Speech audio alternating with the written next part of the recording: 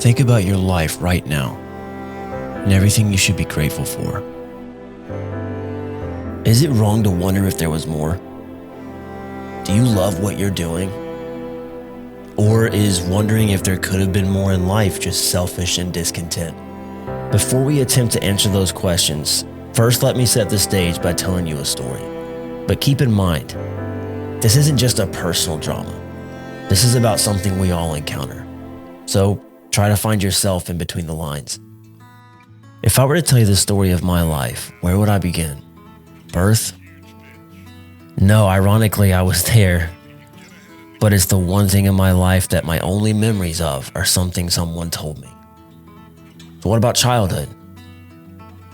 Nah. Therein is a glow that's just a bit too golden. So what about high school? Maybe. That's a time that feels lost in the hazy half memory of self-discovery. So if I were to tell you the story of my life, where would I begin? And what role does discontent or wondering if there was more play in it? To me, when I choose to look back, sometimes all I see is a series of open doors. They're promising, but only leading to broom closets. And many times I seem to only be able to remember scaling mountains just to see a dark valley below, or another peak just ahead and much taller. I've been told when we look back, all the steps we took or roads that we didn't take led us to where we are now, and to be thankful. And I'm supposed to view my current situation with a sense of pride only because I've made it and exist there now? What if there could have been so much more? If only I'd chosen another road, or something in my path would have gone even a little bit differently. I stood in front of the U.S. Marines recruiting office at 17 years old in 2007, and we were all in the heart of a war that defined a whole generation of young men. And I turned down an offer thinking I was choosing a life of ministry over a life of warfare. And in college, I landed a promising internship that gave me a shot at the dawn of the social media boom. And I was good. If you ever need a reference, let me know, they said. And I never did. Another opportunity quietly turned down. I helped start a band in high school, and after actually earning a legit contract offer years into the grind, I watched what I thought was a promising music career disappear from the passenger seat of my dad's car as he dropped me off for my last year of college. And it was over. Just like that. Time to get a real job, right? After college, I had that real job. And I started a gaming live stream on a total whim. I wanted to share my love of video games with the world and capitalize on this exploding, brand new career field of content creation. He sniped me one time. Yeah, he wasn't sniping. Did you hear that? Go Fox, I wasn't sniping according to those dudes. What are you doing?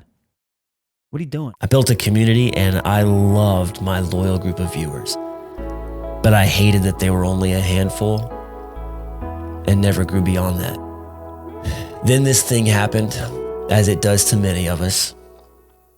I fell in love, and I married her. And within a year, I was welcoming fatherhood into my life, and it was an unexpected guest. And the pressures of being a good father, I locked away all my free time for pursuits in the strongest vault.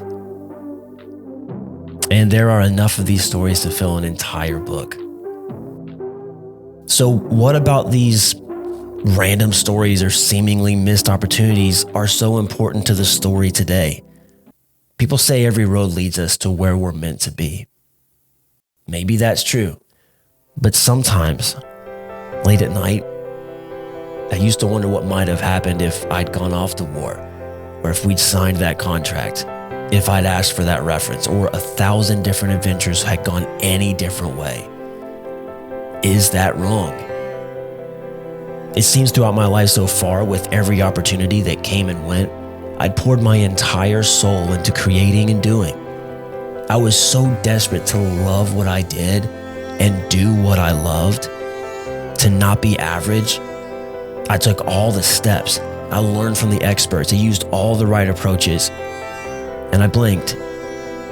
and the years were gone. But discontent is often dishonest. All my adult life, I've gotten high on reminiscing about those open doors and why they hadn't worked out. Sorrow like a sweet wine. I was totally confused with all of my talent and skills and uniqueness at being a nobody. The universe didn't know I existed. I don't even know if my past neighbors knew I existed. How could someone with all my talents or my advantages or my opportunities who genuinely believed he had something to offer the world be so inconsequential, so forgettable?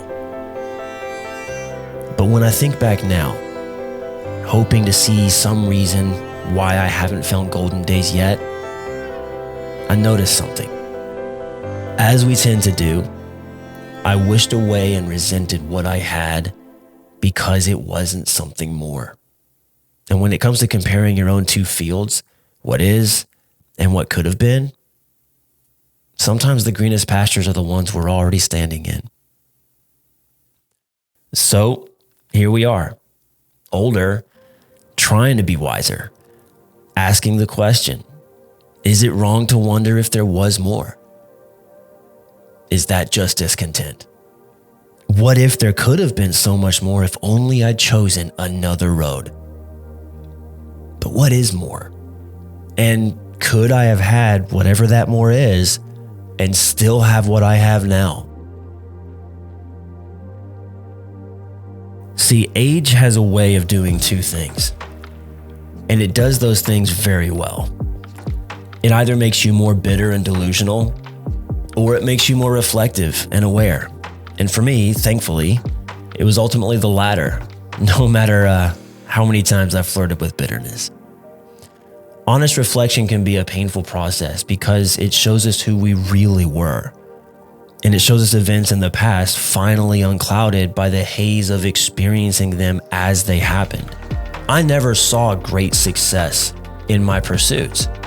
And I worked so hard and I was so determined to make it happen, to do something I absolutely loved, to be significant, instead of just grinding out a 9-to-5 like everyone else. But I found out that in many ways, ultimately, success is as random and unexplainable as it is scientific and systematic, no matter what the experts say.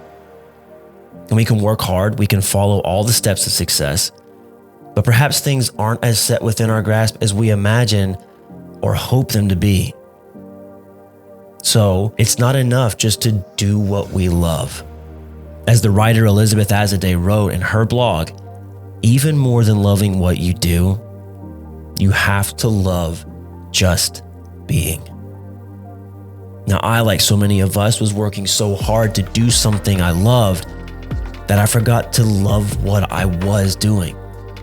To take a large step back and love being, not just doing.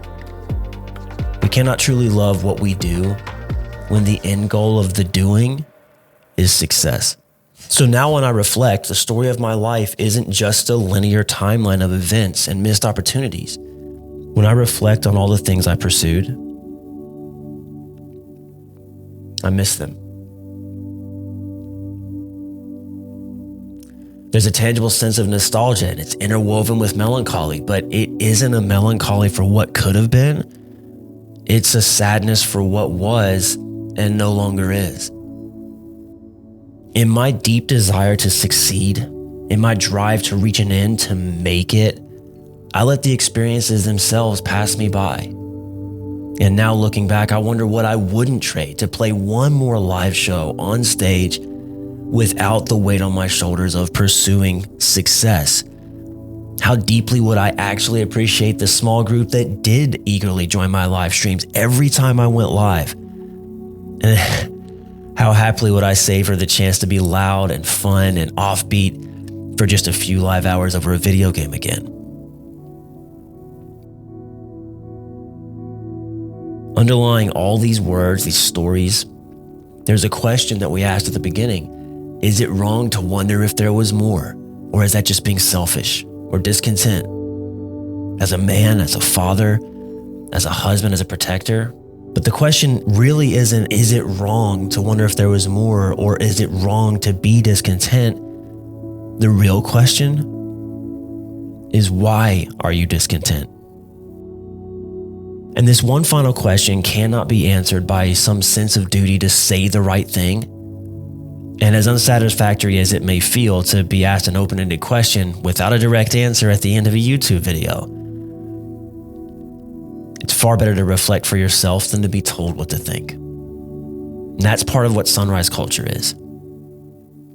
If you've gotten something out of this, if you've gotten some value, if this has made you think, hit the subscribe button, hit the like button, and drop down in the comments. Share a life story of your own, just like I shared. But for my part, when I reflect, there's now only the deepest sense that I would not trade all of the beautiful and ugly things in my life right now for any one of the things that simply could have been. Could I have been more financially wealthy? Perhaps.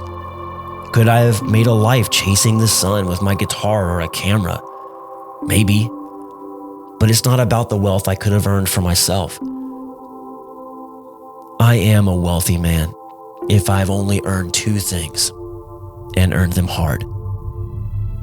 First, the invincible value that my family holds in the deepest part of my heart and soul. And second, this one truth. Don't be so focused on the big things that the small and subtle things that give life meaning go totally unnoticed. In other words, don't miss the trees for the forest.